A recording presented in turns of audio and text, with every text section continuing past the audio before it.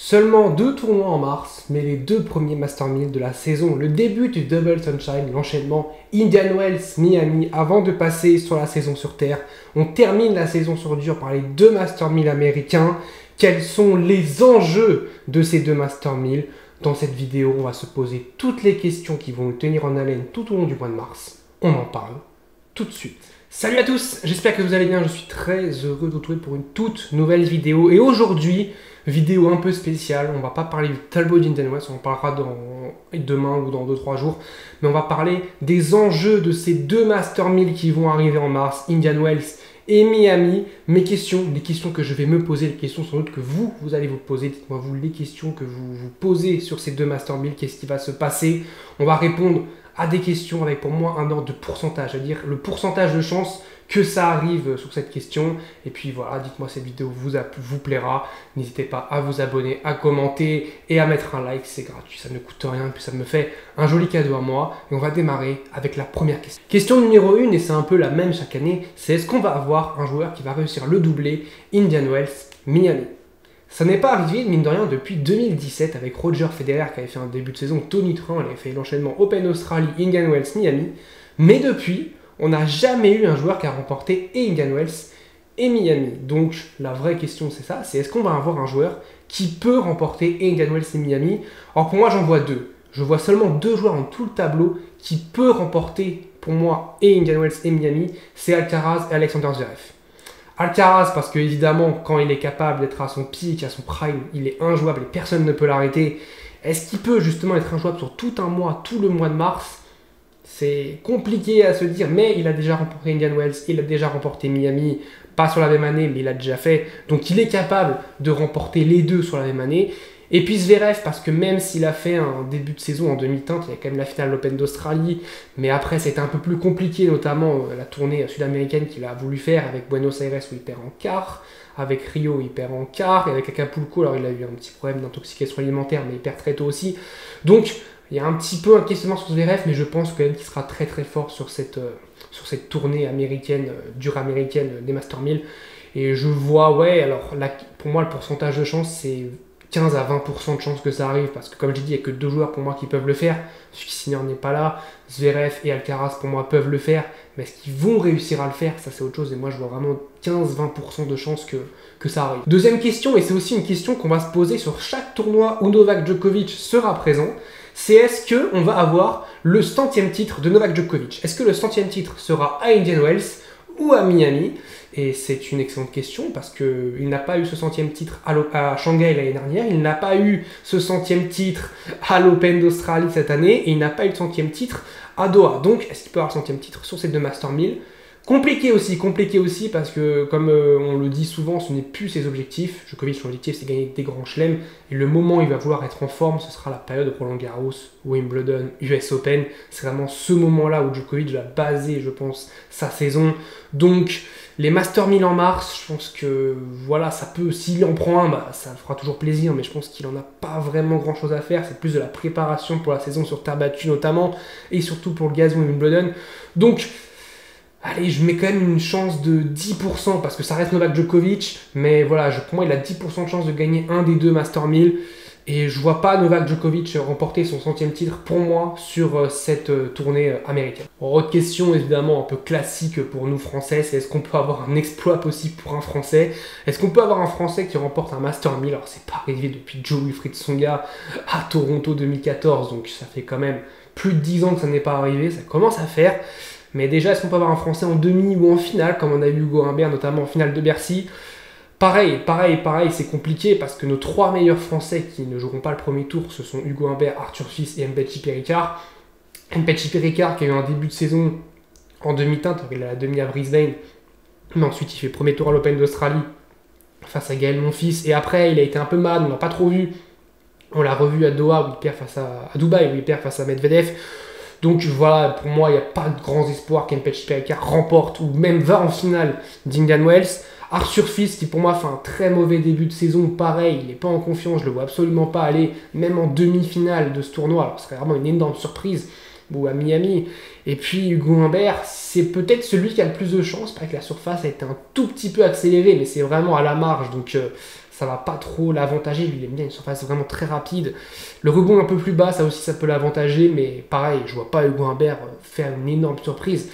Donc pour moi, c'est quasiment 0% de chance. Je mets 1% de chance parce que le 0% n'existe pas. Mais pour moi, il y a 1% de chance qu'un Français vraiment réalise un exploit. Et puis même nos Français qui ont brillé, Alexandre Müller, Quentin Alice, bah là c'est quand même une catégorie au-dessus. Donc ouais, ça va être compliqué pour nos Français de briller sur cette tournée américaine. Il y a une lutte qui peut nous tenir en haleine tout au long de la saison, malgré Yannick Sinner, c'est la lutte pour la première place mondiale.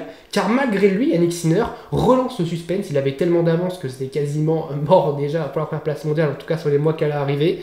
Mais là, avec l'absence de Yannick Sinner, on peut avoir une chance d'avoir une lutte pour la première place mondiale qui se rétrécit, des écarts qui commencent à se resserrer, avec évidemment les mêmes que pour moi qui peuvent faire le double sunshine, c'est Alexander Zverev qui est deuxième mondial, je rappelle pour le moment, et Carlos Alcaraz. Alors Carlos Alcaraz a pas mal de points à défendre vu qu'il a son titre à Indian Wells l'an dernier.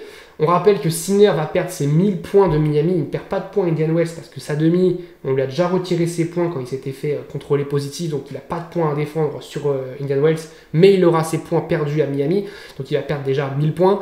Mais ouais, est-ce qu'on peut avoir une lutte qui se resserre? Oui, évidemment, parce que Zverev et Alcaraz, là, c'est leur moment d'aller chercher des résultats. Comme je l'ai dit, ils doivent au moins remporter un Master 1000, l'un des deux doit au moins remporter un Master 1000. Pour moi, c'est l'ambition pour les deux. C'est les deux favoris pour remporter les deux Master 1000.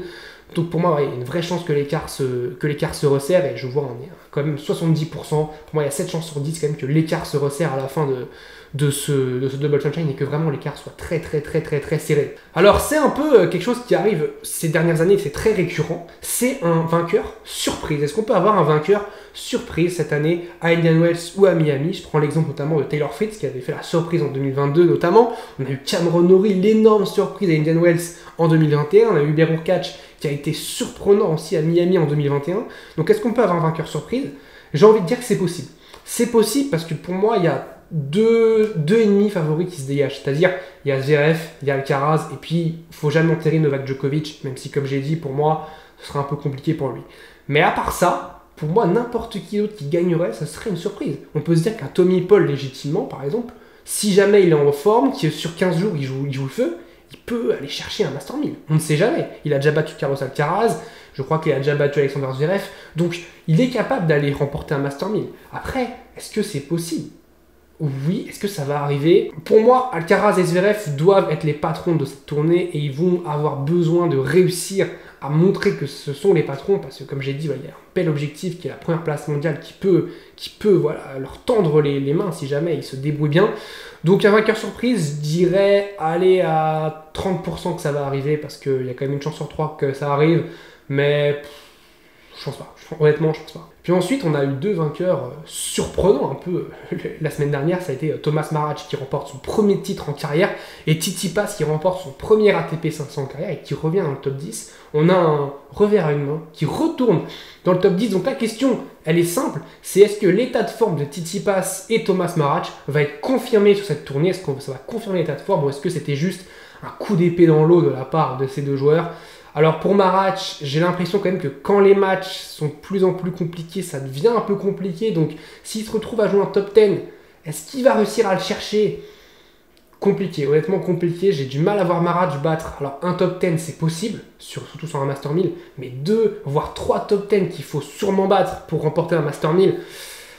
Ouais, alors à part s'il a un tableau ultra dégagé, pour moi ça va être très compliqué pour Marach. Et pour Tsitsipas, c'est jamais des tournois qui lui ont réussi. Il a fait que des quarts. Alors c'est déjà très bien quart de finale, mais il a fait que des quarts dans sa carrière sur ces tournois-là. Donc est-ce que ça peut lui réussir? Pourquoi pas? Mais attention, j'ai envie de dire, il faut quand même se méfier parce que Tsitsipas, on l'a tellement enterré. Maintenant, ça y est qu'il a gagné Dubaï, on va pas non plus le remettre tout en haut parce qu'il a remporté Dubaï. Je continue à me méfier. Je continue à me méfier parce qu'on n'est pas à l'abri d'une rechute. Alors, il a été très bon en revers, voire excellent en revers, notamment à Dubaï. On l'a vu potentiellement avec une nouvelle raquette. En tout cas, il a une raquette qui est maquillée, une Wilson maquillée pour le moment. Donc est-ce que, on va voir dans les mois qui viennent si le sponsor Ring avec Wilson va s'arrêter.